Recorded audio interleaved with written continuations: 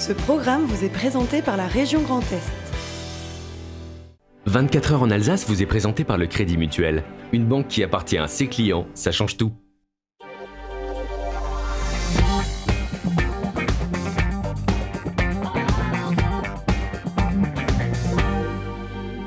Madame, monsieur, bonsoir, bienvenue pour une heure d'actualité 100% Alsace, 100% régionale, avec à la une ces images qui font froid dans le lieu, c'est les pompiers agressés, le ras-le-bol d'une corporation. On accueillera Thierry Carbinaire, le président du conseil d'administration du SDIS 67. Thierry Edel sera notre invité organisateur du 9e Rendez-vous Images, c'est du 24 au 26 janvier au Palais des Congrès de Strasbourg, des photos tout à fait exceptionnelles. Et on partira dans les terroirs avec notre spécialiste Valérie Zago à Wettolsheim, au domaine Barmès-Bucher. Il y aura bien évidemment les humeurs de Mathieu Chanvillard, comme tous les jeudis. Avant cela, c'est le JT présenté par Anna Britz.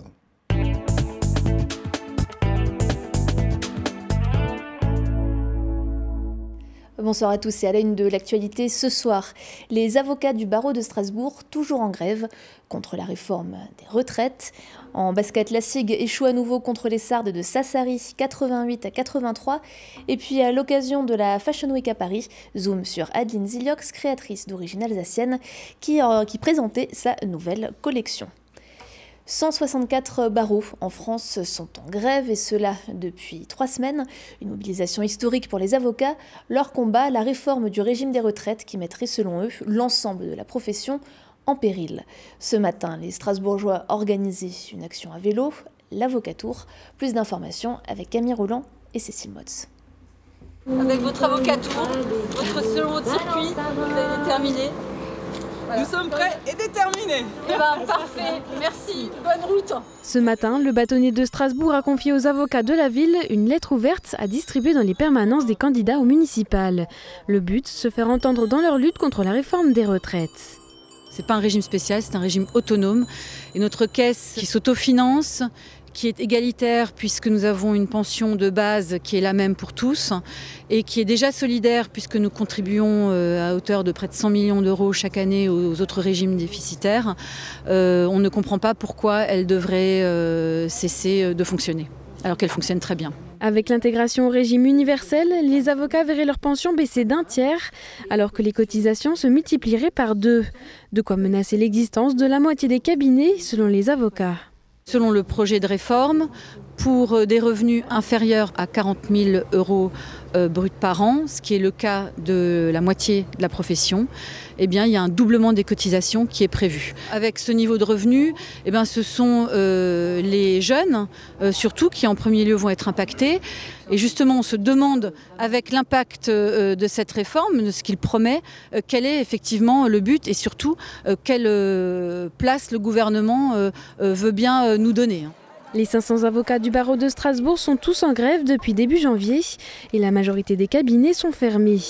Demain, pour la rentrée officielle au palais de justice et pour la première fois, le bâtonnier de Strasbourg prendra la parole. La grève va pour l'instant durer jusqu'au 28 janvier, mais elle pourrait être reconduite. C'est une nouvelle étape de la construction franco-allemande. Un an jour pour jour après la signature du traité d'Aix-la-Chapelle, un comité de coopération transfrontalière a tenu sa première réunion. Hier, ça se passait en Allemagne, à Hambach. Plus d'informations avec Adrien Laby. Un jour peut-être historique. Hier se tenait au château de Hambach, en Allemagne, la toute première réunion du comité franco-allemand de coopération transfrontalière. Autour de la table, des représentants des deux États, des élus, des collectivités, des parlementaires. Ce que je peux vous dire, c'est que si un sujet frontalier est aujourd'hui une difficulté, ceux qui peuvent le résoudre sont tous dans la pièce aujourd'hui. Donc personne ne peut nous dire « Ah non, c'est quelqu'un d'autre, c'est ailleurs, c'est pas moi, c'est lui, c'est là ». Ce qui fait que parfois, depuis 10 ou 15 ans, il y a des difficultés que les frontaliers connaissent très bien sur la mobilité, les déplacements, le détachement des travailleurs, les manifestations sportives. Et je pourrais faire une longue liste. On les a tous abordés ici et maintenant, chacun est responsable. Celui qui a la possibilité d'agir est devenu responsable de l'action. Et donc on a remis les choses, j'allais dire, au bon niveau. Il y a beaucoup de coopération transfrontalière qui marche. Il y a aussi des choses qui ne trouvent pas de solution. Et c'est ici qu'on va le faire. Le comité trouve sa source dans le traité d'Aix-la-Chapelle signé par la France et l'Allemagne l'année dernière. À l'origine de la proposition, le député du Bas-Rhin, Sylvain Waserman. J'ai formulé 6 propositions, dont l'une, c'était ce que j'appelais la Comfast à l'époque, qui a donné ce comité transfrontalier, de réunir tous ceux qui peuvent décider de la bonne décision à prendre en partant, non pas des grandes stratégies, non pas des grands plans à 10 ans, en partant des problématiques concrètes des habitantes et habitants des zones frontalières, donc l'Alsace, la Lorraine, les Länder allemands. Et je crois qu'aujourd'hui, c'était très intéressant. C'était la première fois que de façon pratique et pragmatique, on essaie de converger sur 12 thématiques sur lesquelles on veut des résultats rapides. Objectif du comité, traiter des questions du quotidien. En témoignent les sujets abordés ce 22 janvier, rencontres sportives, voyages scolaires, mobilité, travailleurs détachés ou encore la santé. Ce sont des sujets, encore une fois, qui ont un lien avec la vie quotidienne, la vie économique, la vie associative et qui souvent engendrent un certain nombre de complexités parce qu'il y a des sujets qui ne sont pas traités ou réglementairement pas admis de la même manière entre la France et l'Allemagne. L'objectif, c'est d'harmoniser les choses et de les rendre plus faciles. Je crois que c'est un bel objectif politique en tout cas. Autre sujet évoqué, le dossier épineux de la fermeture de la centrale de Fessenheim. Brigitte Klinkert, présidente du département du Haut-Rhin, présentera un rapport lors de la prochaine rencontre. Si le comité en lui-même n'a pas de pouvoir décisionnaire, au conseil départemental, on espère qu'il facilitera les travaux déjà engagés. Nous travaillons déjà au quotidien avec nos voisins allemands sur la précentrale nucléaire de Fessenheim. Ce que j'attends d'eux, c'est qu'ils fassent partie de la société d'économie mixte franco-allemande que nous allons créer très prochainement pour nous aider à attirer des entreprises dans le secteur de Fessenheim. Et je peux vous dire qu'ils sont très très dynamiques dans ce domaine. Prochaine rencontre du comité dans 6 mois. Autour de la table, tous se donnent 1 an pour tester la pertinence et l'efficacité de ce nouveau cadre de coopération transfrontalière. En sport, la série noire continue pour la SIG. Les basketteurs strasbourgeois ont concédé hier soir au Rhenus leur 9e défaite, toutes compétitions confondues. Les Alsaciens recevaient des Italiens de Sassari en Ligue des Champions et ils ont complètement raté leur début de match, se retrouvant déjà menés de 15 points à la fin du premier quart-temps, 28-13. Grâce à de gros efforts, les Strasbourgeois se réveillent, revenus à égalité en seconde mi-temps. Ils vont cependant subir la loi des Italiens dans la fin de match et Sassari s'impose finalement 88-83. Et pour la SIG, cette défaite est quasiment synonyme d'élimination à 2 journées de la fin. Il faudrait un gros concours de circonstances pour accéder au 8e de finale. Les joueurs de Vincent Collet tenteront de briser cette terrible série de défaites contre Orléans ce samedi soir en championnat. Vous en avez peut-être entendu parler. En ce moment, c'est la Fashion Week à Paris. Les créateurs de mode du monde entier défilent pour présenter leur collection de haute couture printemps-été. Et parmi eux, une Alsacienne, Adeline Ziliox, Nora Bouriois l'a rencontrée.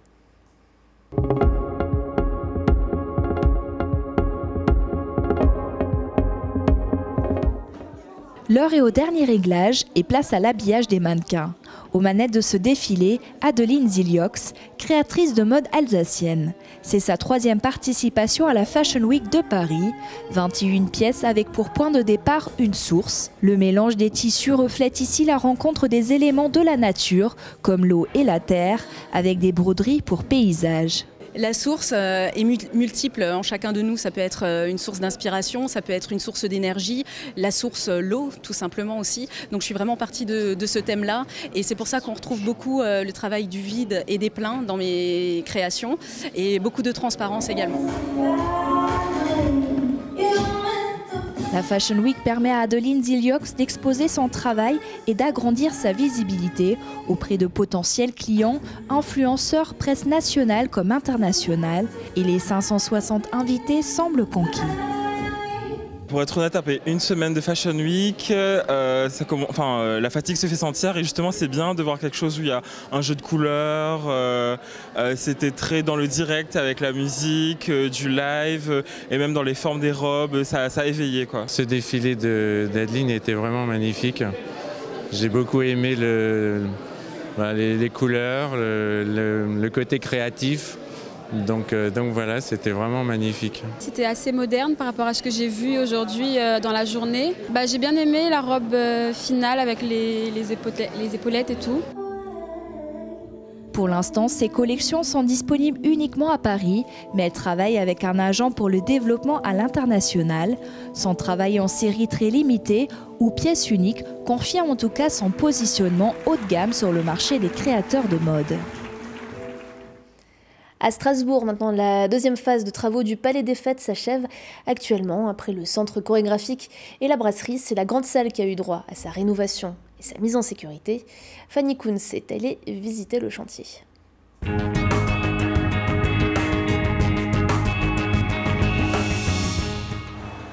Celui que l'on surnomme le joyau de la Neustadt va enfin pouvoir retrouver son public. Le Palais des Fêtes de Strasbourg fait l'objet de grands travaux de rénovation et c'est actuellement la deuxième tranche qui se termine. La toiture, l'isolation, le parquet, les boiseries en acajou et même la voûte de la grande salle, le bâtiment a presque été mis à nu. Il a été décidé avec les services de la conservation de la DRAC et nos interlocuteurs à la ville de Strasbourg, finalement de démolir entièrement cette voûte pour la refaire en la structurant en fait de manière normative.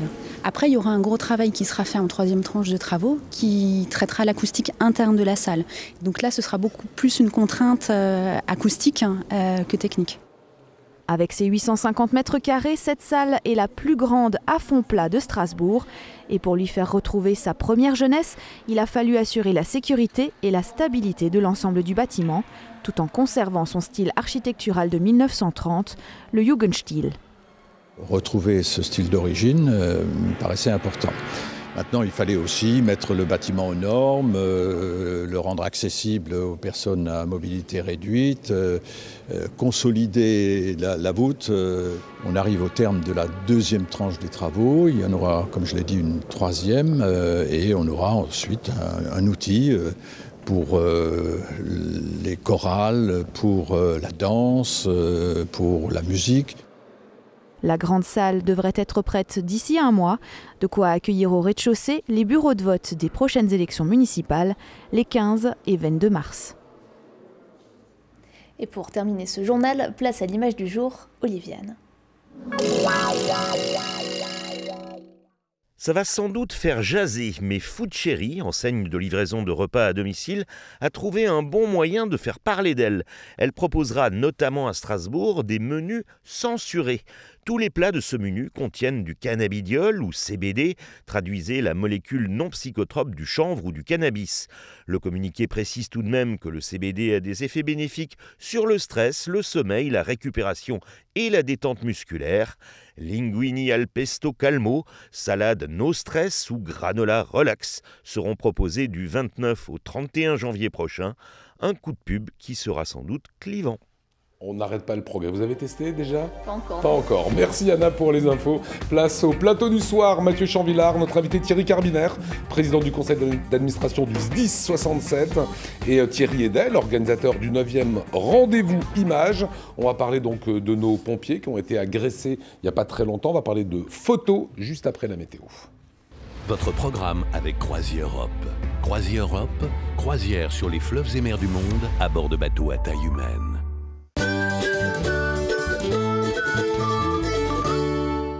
Bonjour à tous, un vendredi très agréable. Alors ça commence dans votre matinée avec certes du brouillard si vous êtes dans le Bas-Rhin, partout ailleurs beaucoup de soleil et très peu de nuages. Les températures en ce vendredi matin, moins 2 degrés sur l'ensemble du Bas-Rhin, moins 1 degré ce sera pour Colmar ainsi que du nord jusqu'au centre de la région du Bade-Wurtemberg, 0 degré à Mulhouse, 1 degré pour Bâle et Fribourg. L'après-midi, un temps qui reste stationnaire avec certes quelques petits passages nuageux mais beaucoup plus de soleil, rassurez-vous. Les températures en ce vendredi après-midi, il fera 4 degrés sur l'ensemble du Bas-Rhin, 4 degrés de Karlsruhe jusqu'à Kiel, 5 degrés pour Colmar, 7 à Fribourg et 8 degrés si vous êtes à Regisheim ou à Pratteln. Vos prévisions pour votre journée de samedi, eh bien du soleil, des nuages et des températures qui iront entre 6 et 10 degrés dans votre après-midi. En ce vendredi, nous célébrons les François. Bonne fête, le soleil se lèvera à 8h08 pour nous dire au revoir à 17h13. Excellent moment à tous et à demain.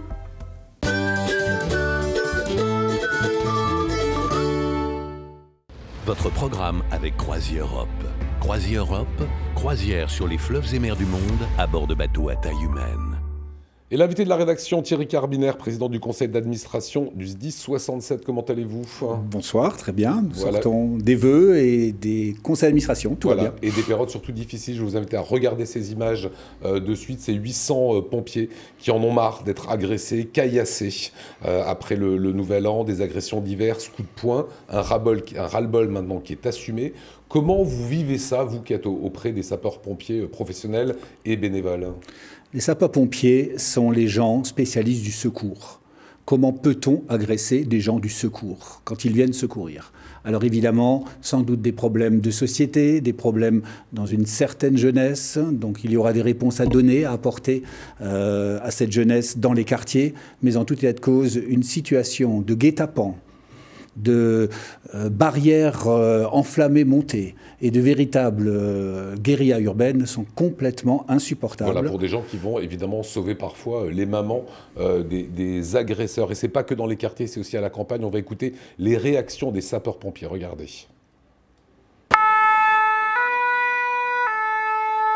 Des sirènes pour faire entendre leur ras-le-bol. Ce matin, 800 sapeurs-pompiers défilaient dans les rues de Strasbourg pour dénoncer les agressions dont ils sont victimes. Dans toutes les têtes, les caillassages lors de la nuit du Nouvel An et l'agression au couteau du dimanche dernier. Qu'ils soient professionnels ou volontaires, tous assistent à la montée des violences. J'étais déjà au tribunal hier d'ailleurs, pour des jeunes qui m'ont jeté des cailloux il y a plus d'1 an et demi. Donc oui, on est victime tout le temps. Après, ça devient presque la routine, c'est ce qui est dommage. C'est que pour nous, ça devient normal. Et dans les quartiers, on se protège, on surveille les fenêtres, alors qu'on n'est pas là pour ça à la base.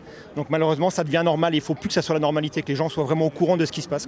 Et on est là, et les gens sont dans la misère, et on est les derniers recours. Et quand on arrive, les gens, ils se lâchent sur nous.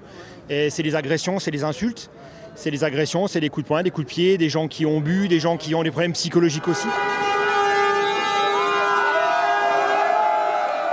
Présente dans les quartiers sensibles des grandes agglomérations, comme Mulhouse et Strasbourg, la violence n'épargne pas non plus les pompiers intervenant à la campagne. On peut être aussi confronté à des violences en dehors de Strasbourg, en dehors des grandes villes. On fait face régulièrement à des violences, qu'elles soient verbales ou physiques. Voilà, elles touchent tout le monde, tous les sapeurs-pompiers, qu'ils soient professionnels, volontaires, du service médical, on est tous confrontés à ça. Thierry Carbinaire avec nous, président du conseil d'administration. C'est vos gars là, hein, et les femmes qui travaillent pour vous au SDIS 67, une réaction?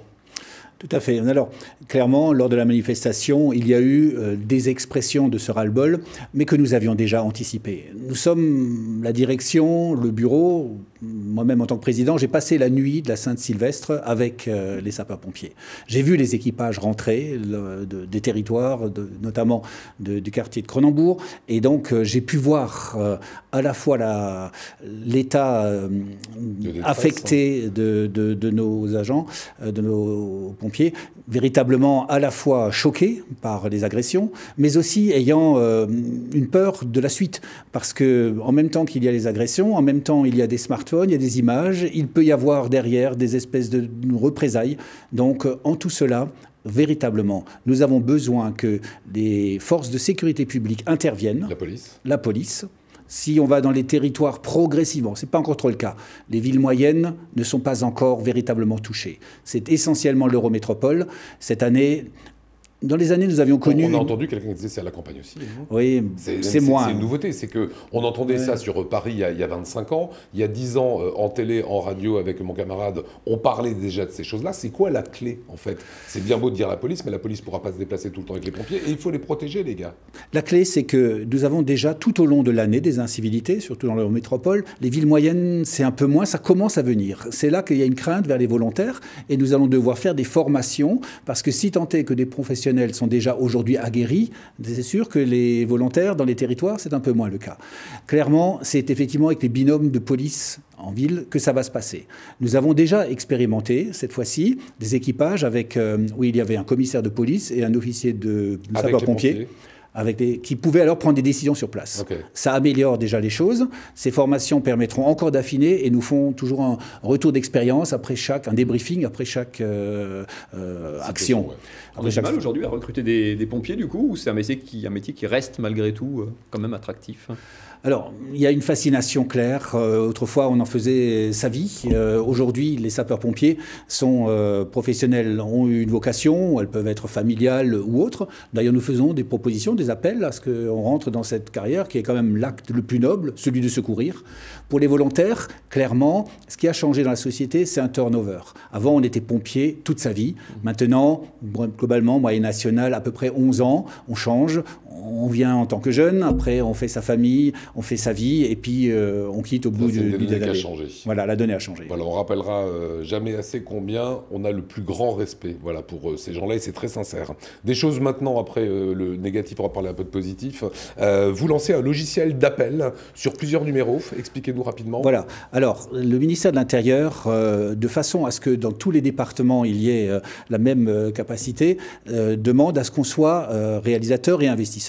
Nous-mêmes, ici dans le Bas-Rhin, nous sommes complètement en amont, nous sommes complètement d'avant-garde. Nous sommes déjà préfigurateurs, c'est-à-dire dans le concept voulu par le ministère de l'Intérieur, la Direction générale de la sécurité civile et la gestion des crises, eh bien, nous aidons déjà, nous envoyons des officiers et des informaticiens pour amener ce dont on a besoin sur le terrain dans cette prise en compte de la création des logiciels. J'ai pas tout suivi. Le logiciel sert à quoi? Ce logiciel, en fait, ce sera de revoir les appels entrant au centre d'appel et également d'avoir immédiatement la meilleure réponse opérationnelle directement, comment les véhicules doivent sortir. Et c'est là que, clairement, dans notre façon de vouloir qu'on soit irréprochable dans l'intervention, eh bien, il s'agit d'être au plus vite.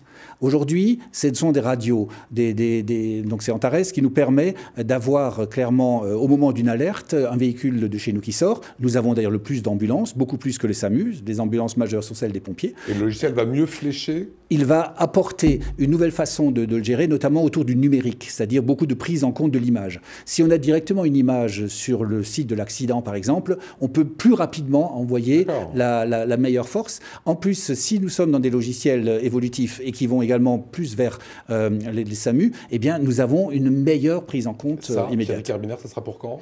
Alors, nous sommes actuellement en plein étude préalable pour pour la façon de faire venir dans tous les territoires le déploiement.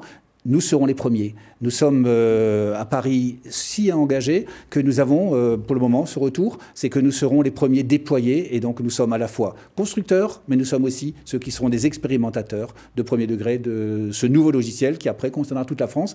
Strasbourg, européenne, nous serons aussi aux premières loges pour avoir les meilleures relations avec nos collègues de l'autre côté du Rhin. Et vous reviendrez sur ce plateau, ça sera au mois d'avril, puisque l'Alsace accueille les Assises nationales des sapeurs-pompiers de France. C'est une fierté de les recevoir.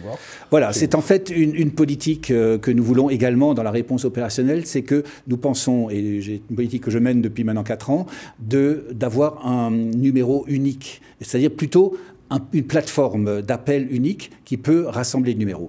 Aujourd'hui, 15 SAMU, 18 pompiers, 112 Europe. Si nous n'avions qu'un seul numéro, le 112, et ceci sur un plateau commun, nous aurions immédiatement en présence non seulement nos opérateurs, mais aussi les opérateurs du SAMU et le médecin régulateur, celui qui prend la décision. Si en plus on y rajoute une antenne vers le 17, vers la police, nous aurions immédiatement aussi, lorsqu'il y aurait quelques tensions, une possibilité d'échanger aussi avec la police et la gendarmerie. Voilà, on fera un reportage là-dessus quand ça bien sera volontiers, complètement à votre place. disposition. J'ai vu Thierry Edel que vous approuviez, voilà. C'est des choses qu'il faut avancer aussi, toute cette mécanique et qui participera peut-être à avoir moins le ras-le-bol et de mieux protéger les sapeurs-pompiers. Si on est d'accord hein? Absolument. En plus, je suis informaticien, donc j'ai bien compris la nécessité d'avoir des applications qui permettent d'être au plus près de l'action et c'est une bonne chose. Allez, en ce jeudi, et comme tous les jeudis, notre camarade Mathieu Chanvillard a quelques humeurs. C'est parti. Je suis très embêté ce soir, j'ai oublié mon petit masque, vous savez, celui qu'on met en Chine et ailleurs pour mettre sur la bouche et sur le nez, des fois que je sois infecté. Bon, a priori, vous êtes tranquille parce que le petit écran qui nous sépare, là, normalement, le virus passe pas au travers. La TNT, la fibre, tout ça, il passe pas encore par là. Alors que si on est autour de la table, je peux infecter mes copains. Vous savez, c'est par le simple contact, ça se transmet. Ils sont forts, ces Chinois. Hein. Ils créent des nouveaux virus, ils les exportent dans le monde entier. Ils vont même réussir à nous vendre les masques pour se protéger et puis les vaccins. C'est ça la mondialisation, c'est formidable. D'autant plus, nous, qu'on est très embêtés en France parce qu'on est très, très exposés. Genre, on n'arrête pas de se faire la bise tout le temps pour se dire bonjour, pour se dire au revoir, on s'embrasse. Enfin, on est très tactile, on s'embrasse beaucoup. Les Chinois, eux, ils sont tranquilles. On se fait pas la bise en Chine. C'est très, très mal vu. Ça se fait pas du tout. Si vous voulez mettre dans l'embarras une Chinoise, vous l'embrassez devant. Enfin, vous lui faites la bise devant quelqu'un, ça se fait pas. En même temps, le timing est bon chez eux, puisque comme ils s'embrassent pas, ça tombe bien, le nouvel an chinois, c'est ce samedi, le 25, parce qu'évidemment, avec 1,4 milliard de Chinois, et s'ils se font tous la bise pour se souhaiter la bonne année, ça c'est le samedi, le lundi, le pays, il n'y a plus personne, ils sont tous morts. Hein. Puis il faut arrêter de dire que les Chinois sont toujours en avance. Hein. Nous, le Nouvel An, c'était il y a plus de 3 semaines. Eux, ils arrivent le 25, là. Bon, ceci dit, dans leur calendrier, ils sont en 4718. Donc, une fois de plus, ils ont quand même quelques longueurs d'avance sur nous. Voilà, en Alsace, sur Alsace 20, on aime bien une info alsacienne. Ouais, un peu d'Alsace quand même. J'ai adoré cette info. C'est l'ancienne base militaire de Drachenbronn. C'est dans le nord de la région. Il y avait un site de l'armée de l'air avec un radar militaire qui surveillait tout. Un site qui a été fermé il y a quelques mois maintenant et qui va rouvrir. Mais alors, il a été complètement reconverti puisque c'est une usine de fabrication de tartes flambées qui a ouvert à la place. C'est un peu étonnant comme reconversion. Hein. Fini les famas, place aux flammes. Fini les galonnés, place aux gratinés, pourquoi pas après tout hein. Et puis il y a peut-être un marché avec l'armée à trouver, hein. Il y a toujours des connexions du coup. On pourrait envoyer des containers entiers de flamme-queues à nos militaires qui sont au Mali, ils pourraient les balancer à la gueule des djihadistes avec tous les lardons pleins de cochons et tout, peut-être que ça suffirait à les repousser. Ou pas sûr. Bon, les oignons, parfois ça marche bien, mais bon, ça c'est juste à l'échelle, à notre échelle. On essayera, on verra. Ceci dit, il n'y a pas de quoi être si étonné par cette reconversion. Il y a plein de bâtiments comme ça qui changent un petit peu d'affectation. Par exemple, la cathédrale de Strasbourg, avant d'être un monument à touristes, c'était un lieu de culte, hein, si, avec des gens qui venaient prier. Mais bon, ça c'est à l'époque qui change un petit peu. Et puis parfois, il y a des reconversions qui sont nécessaires aussi. C'est le cas de la centrale de Fessenheim, notamment, hein, qui doit fermer cette année. Je sais, c'est ma meilleure blague, je vous la fais chaque année, la centrale de Fessenheim devrait fermer. Mais là, c'est vraiment vrai, apparemment, hein, le réacteur numéro 1 devrait fermer cette année, en 2020. Cette fois, c'est promis, juré, croix de bois, croix de fer, si je mange, je me mets au nucléaire. Non, ça devrait le faire cette fois-ci. Et donc, question, que faire de cette centrale de Fessenheim? Il faut bien lui trouver aussi une nouvelle affectation. Et ben moi je dis, faisons comme à Drachenbronn, hein, mettons-y ce qu'on sait faire de mieux en Alsace, hein, de la bouffe, dans ce joyau nucléaire de la technologie française. On garde le réacteur numéro 1, celui qui va fermer, on y balance du chou, de la pomme de terre, des saucisses et du truc, ça va bien réussir dans ce joyau technologique à nous sortir une choucroute garnie, une bonne choucroute made in Fessenheim, irradiée, arrosée de Riesling bien sûr. Et non, je pense que ça devrait le faire, on pourrait le faire même. On finit avec une dernière petite image qui a fait le tour du monde, enfin le tour de l'Alsace, mais c'est exactement pareil, avec ce loup photographié dans le nord de la région. Là encore, c'est décidément que là que ça se passe, c'est du côté d'Hofwiller. Alors le problème c'est que du coup ça met un danger supplémentaire dans le secteur. Il y avait déjà le danger des Lorrains qui arrivaient en sens inverse sur la route. Maintenant vous avez le loup dans le bas-côté. Je ne sais pas s'il vaut mieux rester sur la chaussée ou à côté. Je vous laisse le temps de choisir d'attraper un coronavirus et puis avant que la CGT n'éteigne la lumière en plateau, bonne réflexion. De toute façon c'est la chronique où on sait le plus d'ennemis donc on le sait. Hein. Retrouvez évidemment la chronique de Mathieu Chanvillard sur le site Alsace 20, www.alsace20.tv. À suivre, des photos extraordinaires, vraiment. On a pris beaucoup de temps à les choisir. Vous aussi j'imagine Thierry Edel. On va parler dans un petit instant du rendez-vous image à partir du 24, 25 et 26 janvier. Et Valérie Zago, qu'on retrouvera, notre spécialiste des terroirs, juste après ça.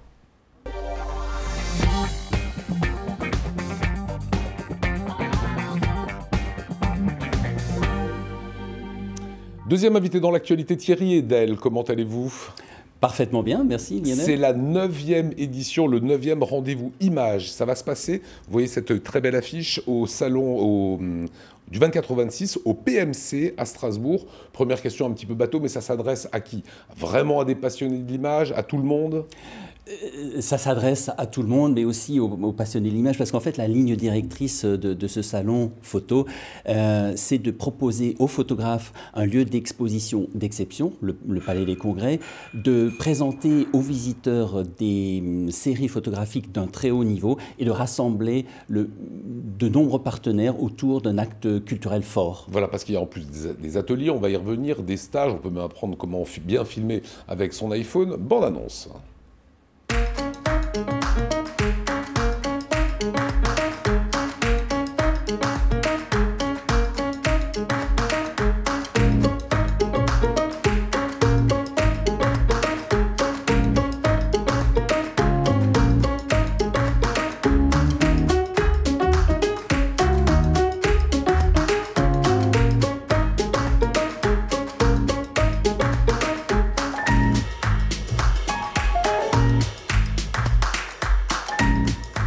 Thierry Edel, c'est ce salon que vous proposez, ce rendez-vous image. Alors au même titre que tout le monde est devenu journaliste maintenant sur les blogs en écrivant n'importe quoi, tout le monde est un peu photographe avec un smartphone.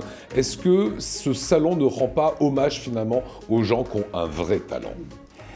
Oui, c'est vrai, parce qu'au final, bon, on fait un appel à candidature, il y a 260 photographes qui proposent leur dossier et il y en a une centaine qui sont sélectionnés. Donc il y a une certaine manière d'approcher les dossiers qui sont, enfin les dossiers ou les séries photographiques qui ont été construites avec une idée de soit de montrer la beauté de notre vie, soit nous permettre d'apprécier sereinement le présent, ou alors aussi de rentrer dans des injonctions et de dire, ben voilà, nous, photographes, je voudrais que vous, les spectateurs, vous vous rendiez compte qu'on est en train de vivre des choses terribles. C'est donc une espèce d'introspection qu'on peut demander aussi. Alors on vous propose juste ces images, regardez, parce qu'elles font partie de l'exposition, c'est ce que vous verrez. On va en laisser comme ça dérouler certaines. Du coup, il y a toutes les tailles, il y a tous les formats, il y a des pros, il y a des moins pros. Le point commun, c'est quoi? C'est le message, comme dit que la sélection, quelque part, elle se fait là. C'est ceux qui ont quelque chose pas seulement à montrer, mais à dire aussi. Oui, j'aurais tendance à dire que on a pris de la distance avec la belle photographie qu'on fait un peu par hasard, et on a une belle photographie dans son catalogue, mais plutôt entrer dans une démarche d'auteur en disant, voilà, j'ai un thème que j'aimerais traiter photographiquement, de manière visuelle, et sur ce thème-là, j'ai fait 5 à 15 images, c'est ce qu'on demande aux auteurs, et c'est un petit peu dans cette direction qu'on va. C'est pour ça que on change un peu le paradigme, et on dit c'est un salon d'auteurs qui permet de rassembler effectivement aussi toutes les tendances de la photographie. Alors je voyais Thierry Carménère, vous avez vu les photos? Magique. Voilà, c'est tout à fait une ouverture d'esprit, puisque c'est un vrai voyage de pouvoir rentrer dans ces photos qui, visiblement, effectivement, sont d'une qualité qu'on ne peut que remarquer. Voilà, alors je veux bien que la régie nous remette que des photos comme ça, aussi belles soient-elles. On a l'impression aujourd'hui qu'on est aussi avec les outils informatiques, qu'on retravaille à fond. Elles sont retravaillées, ces photos. J'aurais tendance à dire... Oui, heureusement, mais ça n'a rien changé par rapport à l'époque où on avait la photographie argentique, puisque en laboratoire argentique, les produits chimiques permettaient aussi de retraiter les images ou sous l'agrandisseur, rendre une photo un peu plus contrastée. Donc on le faisait déjà à l'époque. On le faisait déjà. Ça fait partie du boulot, quoi. Oui, et c'est l'outil qui a changé. Mais ce qui est important, c'est au final, c'est pas l'outil, c'est même pas la boîte, c'est l'œil et l'idée qu'il y a derrière tout le message qu'on veut faire passer avec la photographie. Comment ils ont été sélectionnés, les photographes? Alors j'ai fait appel à une directrice artistique qui est Véronique de Viguerie, qui a un parcours photographique riche et reconnu. Elle a eu le Visa d'Or à Perpignan, qui est la mecque de la photographie pour les photoreporters. Et c'est elle qui a eu la responsabilité de choisir les 100 dossiers qui ont été retenus. Donc c'est à elle qu'on peut aussi s'adresser s'il y a des questions en général. Elle n'est pas là. J'ai une question justement, elle est pour vous. C'est une exposition uniquement ou on peut acheter, ça s'achète aussi la photo? Oui, la photo s'achète, et c'est vrai que généralement quand on fait des expositions de peinture ou de sculpture, il y a souvent une petite étiquette en bas. Étiquette, ouais. Et moi, je torture les photographes pour qu'ils disent oui, j'ai fait des belles images et je m'en sépare. Et je m'en sépare, ouais. je les propose. C'était un peu tabou jusqu'à présent Je crois. Mais vous ne répondez pas, c'est vendu ou pas alors? Oui, alors c'est une expo-vente. Oui, et généralement, un photographe sur 2 arrive à vendre au moins une image. Et on fait comme dans les galeries, on met une petite vignette, une petite gommette rouge. Ça coûte quoi une photo? Voilà, regardez celle-là avec les fourmis, elle est drôle, quoi. Il y a des photos absolument géniales, celle-ci aussi. Ça coûterait quoi? Est-ce qu'on a un ordre de prix? Les prix qui sont proposés au salon vont de 50 € à 3 000 €. Mais tout ça, c'est un peu dépendant du support, de la taille, de la renommée des auteurs. Mais j'aurais tendance à dire qu'il y a une fourchette raisonnable qui tourne autour de 150 à 400 € en fonction effectivement du support, du type de papier utilisé et de la renommée de l'auteur. Un petit mot encore sur d'autres activités proposées dans ce rendez-vous image, des stages, notamment filmer avec son appareil photo. Oui, parce que nos appareils photo et nos smartphones sont devenus C'est pas un gros mot pour vous? Non, pas du tout. Non, pas du tout. Et au final, la boîte a moins d'importance que l'idée qu'on va en développer avec. Oui, mais ce sont devenus de vraies caméras et c'est important d'apprendre à l'utiliser de manière efficace. On a aussi le stage de débutant. On se dit, j'ai un appareil, je ne sais pas comment l'utiliser, mais il y aura un spécialiste pour montrer toutes les fonctionnalités. J'aime bien la rencontre aussi avec la directrice artistique parce qu'elle expliquera son parcours photographique et comment on entre dans ce métier compliqué qui est le photoreporter. On vit de la photo aujourd'hui, des photographes vivent bien. Je vois que Vous opinez un peu du chef. Oui, je crois que la révolution du numérique a fait beaucoup de... Je ne sais pas si je dois dire de tort, puisqu'il y a des côtés positifs, mais effectivement, elle a proposé une grande révolution. Je crois qu'on n'en est pas sorti complètement, parce qu'effectivement, on a l'impression, cette photo, je peux la faire moi aussi. Oui, mais il faut commencer à la faire. Ouais, alors il y en a un qui a l'idée en premier quand même. Oui, quoi. voilà, et c'est pas toujours aussi simple qu'on le croit. Donc des stages, des ateliers, 102 photographes à découvrir au rendez-vous Images. C'est donc au PMC Palais de la Musique et des Congrès de Strasbourg du 24 au 26 janvier. Prix d'entrée? Le prix d'entrée, 6 €. Mais j'aurais pas aimé finir sur un tarif. Mais j'aimerais bien citer Henri Cartier-Bresson qui disait, à qui on demandait c'est quoi la photographie. La photographie, c'est mettre sur une même ligne de mire la tête, l'œil et le cœur. Et je vous propose de venir voir ce que les photographes en ont fait au Palais des Congrès pendant ce week-end. Je vous donne acte, Thierry Edel, c'était beaucoup plus poétique qu'un simple prix d'entrée. Allez, il me reste 30 secondes. Un petit mot pour les sapeurs-pompiers que vous pilotez, le SDIS 67. Ils sont en train de nous écouter aussi. Des gens qui nous regardent et qui sont scandalisés par ces violences. Un dernier petit mot, 20 secondes. Qu'est-ce que vous avez envie de dire, Thierry? Un dernier petit mot, c'est que toutes ces considérations sont bien prises aujourd'hui en compte. Des solutions avancent. On parlera d'équipement, on parlera de caméras, mais attention, il ne faut pas non plus trop focaliser sur le pompier qui porterait une caméra. Ce seront des formations, c'est une avancée. Et à l'image numérique, comme on parlait d'images et de photos, l'image numérique dans l'analyse de situation apportera beaucoup de choses. Ça a été un plaisir de vous recevoir tous les deux Thierry, ce soir sur ce plateau. Merci Mathieu Chanvillard. Je vous libère puisque moi je vais partir découvrir des terroirs. On va aller à Wettelsheim avec notre spécialiste. Elle a une façon de compter la terre et le vin qui lui est très propre. C'est Valérie Zago, chronique Apicurien que vous pouvez évidemment retrouver sur le site Valérie Zago. Bonjour, aujourd'hui nous sommes à Wettelsheim, au domaine Barbès-Bûcher. Je vous propose de me suivre.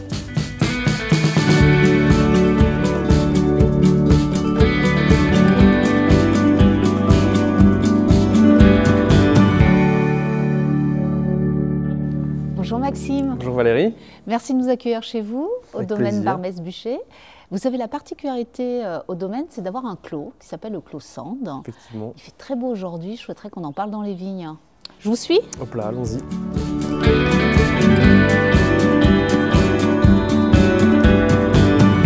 Alors Maxime, nous voici dans le clos, en haut du clos Sand. Avant d'en parler plus précisément, je voudrais quand même qu'on parle plutôt du domaine. Donc c'est 18 hectares. C'est 7 terroirs, dont 3 grands crus, et 100% en biodynamie. Pourquoi ce mode de culture? C'est notre papa, François, qui a démarré la biodynamie dans les années 98. Ouais, ça fait une vingtaine d'années, quoi. Ouais, il fait partie des précurseurs. Bah oui, c'est les premières vagues. Hein. Oui. Et pourquoi? Pour augmenter la personnalité des vins et aller au plus proche de la nature, dans le respect de la nature. Moi, j'ai grandi là-dedans, quoi.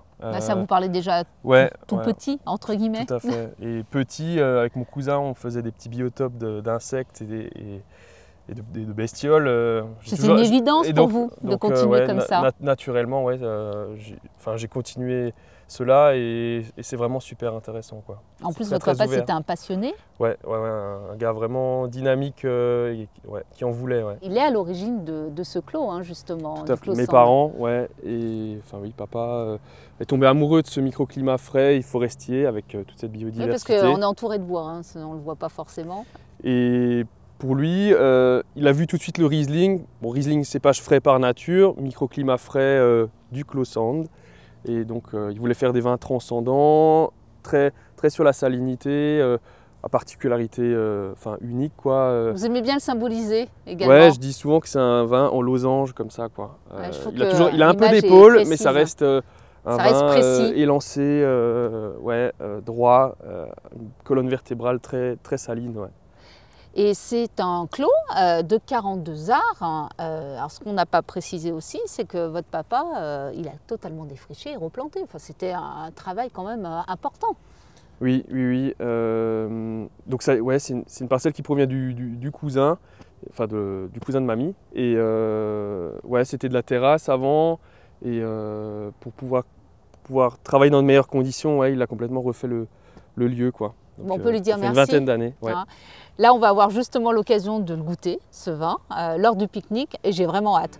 On y va, vous me suivez? Allez, hop là.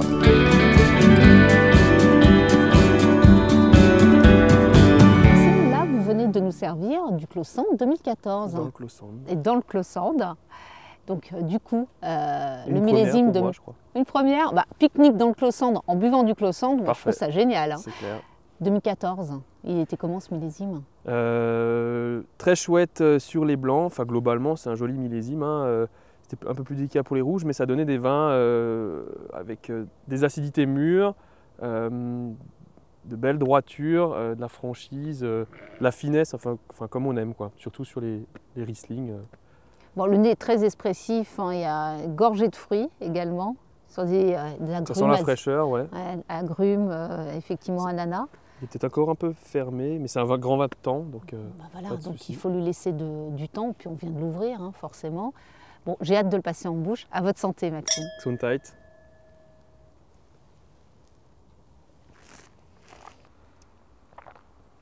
Bon, ça tombe vraiment ça en bouche, hein. C'est droit. Un peu losange aussi, des épaules. Ouais, il y a des légères, épaules. Hein.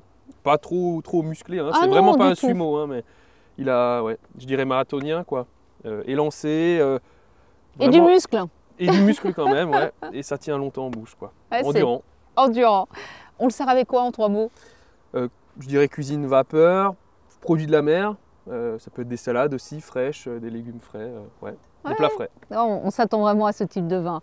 Moi, pour le coup, pique-nique, donc je vous ai amené quelque chose qui devrait bien convenir, des petites tempuras de crevettes. Donc, en association, ça sera parfait. Et nous, je vous dis à vos verres et à jeudi prochain.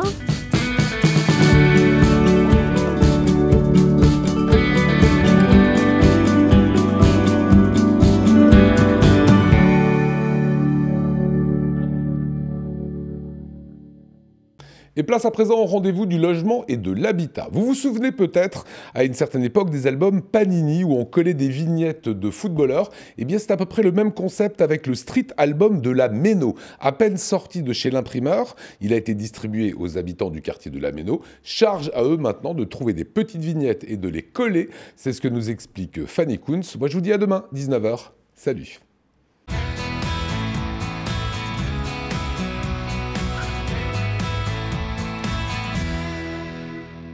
Bonjour à tous et bienvenue sur Alsace 20. Je suis heureuse de vous retrouver pour votre magazine du logement et de l'habitat en partenariat avec la CIBAR. Aujourd'hui, nous sommes au parc Schulmeister. Je vais rencontrer Jacqueline Germain. Elle est membre de l'association des locataires de la CIBAR et on va discuter de ça. C'est un street album. Alors qu'est-ce que c'est? Rappelez-vous, quand vous étiez petit, vous collectionniez peut-être des vignettes de joueurs de foot ou de bandes dessinées. En tout cas, c'est le même système et je vais vous en dire un peu plus. Venez.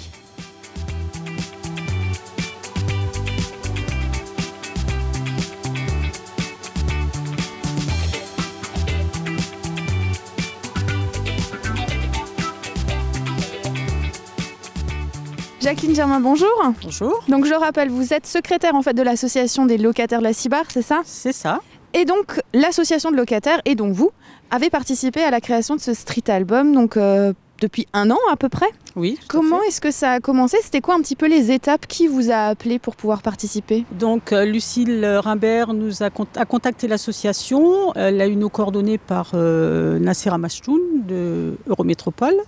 Donc elle nous a parlé de ce sujet et donc on était partant tout de suite parce que c'était une idée qui nous convenait bien, qui nous permettait de parler de la Méno, pas seulement des habitants de la CIBAR, mais de l'ensemble de la Méno, ce qui était bien.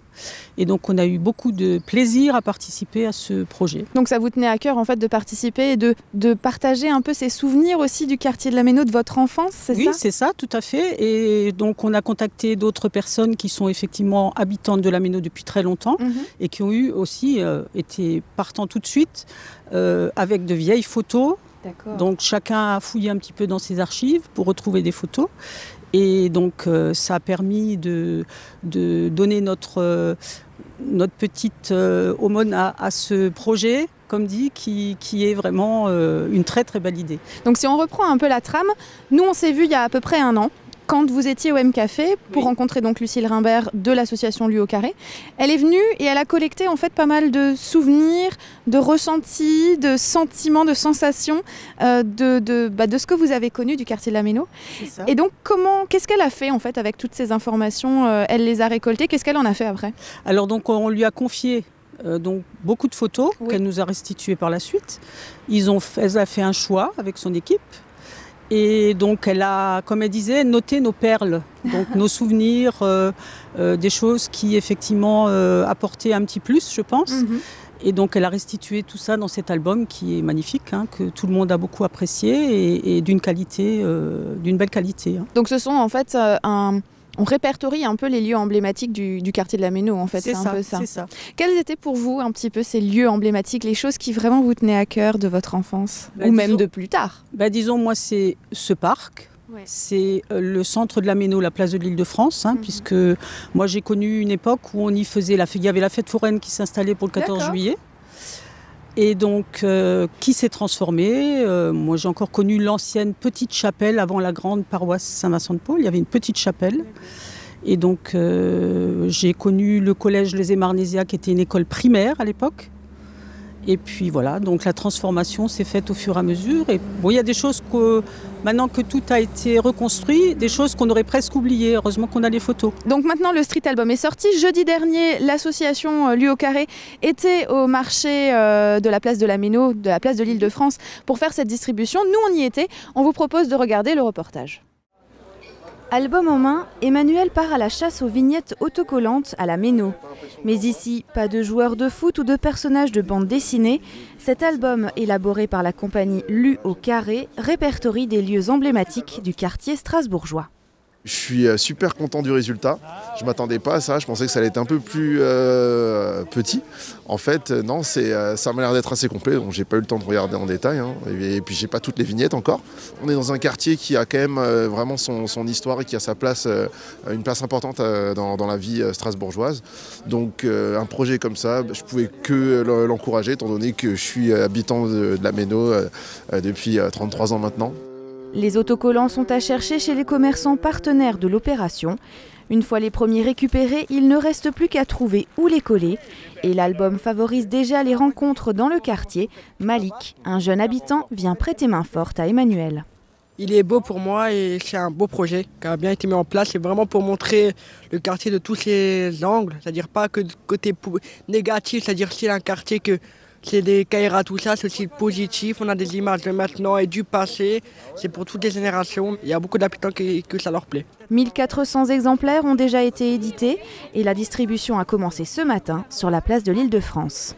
La compagnie Lui au Carré crée et invente des projets artistique dans l'espace public et c'est pour ça que l'idée du street album est née. Elle avait envie de travailler sur un quartier politique de la ville. Par le biais de sondages et de questions, on s'est renseigné sur quels sont les lieux emblématiques préférés des habitants du quartier. Une quarantaine de lieux en sont sortis, comme le Baguerzé, le stade de la Méno, la place de l'Île-de-France, des commerces, des lieux qui n'existent plus aussi aujourd'hui. Le projet s'inscrit dans le quartier et à moyen terme, on réinterviendra auprès des écoles pour faire un travail autour de la mémoire du quartier, de la rénovation urbaine. Pour récupérer les albums, rendez-vous chez les commerçants partenaires de l'opération jusqu'au 25 janvier. Donc j'imagine que vous avez récupéré aussi votre exemplaire de ce street album. Oui. Nous l'avons récupéré le jour de sa sortie, le dimanche 5 ou 12, je ne sais plus comment c'était. Début d'année en tout cas. Début d'année. Et donc, on a été franchement agréablement surpris, on ne s'attendait pas du tout à ça. Par rapport à quoi? Sa qualité. D'accord. Il y a un papier quand même qui est qualitatif. Ah oui, papier glacé. Donc, on en a récupéré plusieurs, dont un qu'on va laisser dans nos archives de l'association. Et puis, franchement, c'est un plaisir de le faire. J'ai une amie qui m'a dit qu'elle a fait ça avec son petit-fils. Ah, trop bien. Et qui s'amusait à reconnaître les lieux de la Méno. D'accord. Parce qu'en fait, toutes les photos ont été prises par Paola Guigou en fait, tout au long de l'année. C'est ça, on le rappelle. Ouais. Et donc, pour vous, c'était intéressant aussi d'avoir quelque chose entre les mains qui représente le quartier de la Méno. Ah oui, oui. Franchement, c'est reproduit de manière fidèle. D'accord. c'est la vie actuelle de la Méno, mais il y a quand même quelques petits rappels sur une époque qui n'existe plus maintenant, quoi. Parce qu'on y voit des bâtiments, mais on y voit aussi des scènes de vie, en fait, oui, hein, c'est ça, tout à fait. Et donc, est-ce que vous êtes allé chercher vos vignettes chez les commerçants? Alors, on a triché un petit peu. On a eu la chance de recevoir un album complet. Voilà, donc on a pu, le jour même, j'ai collé mes images. Et puis, franchement, c'est un beau résultat. Très bien. Eh ben, en tout cas, je vous remercie d'avoir partagé ces souvenirs de votre enfance et du quartier de la Méno comme vous l'avez connu et comme vous continuez en fait à y vivre et à le connaître. Ça a été très sympathique de votre part. On se retrouve très bientôt. D'accord, avec plaisir. Quant à nous, on se retrouve dès jeudi prochain. Et en attendant, je vous souhaite une excellente soirée sur Alsace 20.